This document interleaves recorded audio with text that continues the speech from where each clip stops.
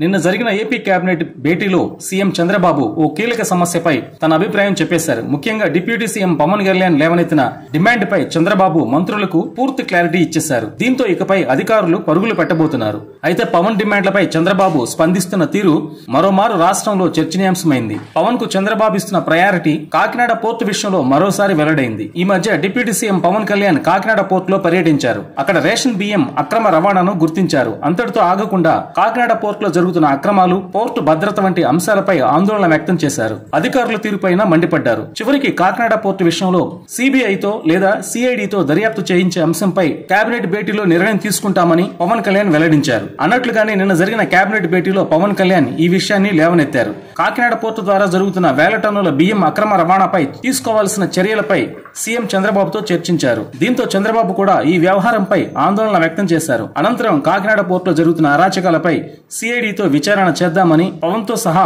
మంత్రులకు తేల్చి చెప్పేశారు. అంతేకాదు ఏ అంశాలపై సిఐడితో దర్యాప్తు చేయించాలో పూర్తిగా క్లారిటీ ఇచ్చేశారు. కాకినాడ పోర్టు ద్వారా విదేశాలకు రవాణా అవుతున్న అక్రమ బియ్యం వ్యవహారంతో పాటు వైసీపీ హయాంలో ఈ పోర్టు యాజమాన్యం చేతులు మారడం, బెదిరింపులు, ఆ తర్వాత చోటు చేసుకున్న పరిణామాలు, బియ్యం అక్రమ రవాణా తీరు, ఇలా పలు అంశాలపై సిఐడితో విచారణ చేయిద్దామని మంత్రులకు చంద్రబాబు తెలిపారు.